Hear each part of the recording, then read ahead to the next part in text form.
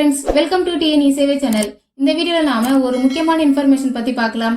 அதாவது 2026 தேர்தலை முன்னிட்டு யாருக்கெல்லாம் நகை கடன் தள்ளுபடி கிடைக்கும் மற்றும் எந்தெந்த வங்கியில் நகை கடன் அடகு வைத்துள்ளவர்களுக்கு நகை கடன் தள்ளுபடி ஆகும் என்பதை பற்றி இந்த வீடியோல டீட்டெயிலா பார்க்கலாம். வீடியோ பிடிச்சிருந்தா லைக் பண்ணிட்டு அப்படியே நம்ம சேனலை சப்ஸ்கிரைப் பண்ணிக்கோங்க. வாங்க இப்ப வீடியோக்குள்ள போகலாம்.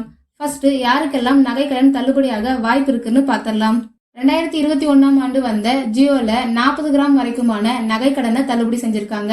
ஆனா இந்த முறை 30 கிராம்குள்ள நகையை அடகு வைத்துள்ளோருக்கு தள்ளுபடியாக வாய்ப்பு அதிகமாக இருக்கு. நெக்ஸ்ட், ஒரு குடும்ப அட்டைக்கு ஒருவருக்கு மட்டுமே நகை கடன் தள்ளுபடி ஆகும். மேலும் உங்களுடைய ரேஷன் கார்டு தள்ளுபடி அறிவிப்பு தேதி வரைக்கும் ஒர்க்கிங் கண்டிஷன்ல இருக்கணும். பிளாக் ஆகியிருக்க ரேஷன் கார்டுக்கு இந்த தள்ளுபடி கிடைக்காது. அதே மாதிரி பயிர்க்கடன் மற்றும் நகை கடன் இரண்டுமே நீங்க வாங்கியிருந்தீங்கன்னா அதுல ஏதாவது ஒரு கடன் மட்டும்தான் தள்ளுபடி ஆகும். அடுத்தது, அரசு ஊழியர்கள் மற்றும் ஐடி ஃபைல் பண்றவங்களுக்கு நகை கடன் தள்ளுபடியாக இந்த வீடியோக்கான ஃபுல் வீடியோ ஆல்ரெடி நம்ம சேனல் இருக்கு, அதை பார்த்து தெரிஞ்சுக்கோங்க.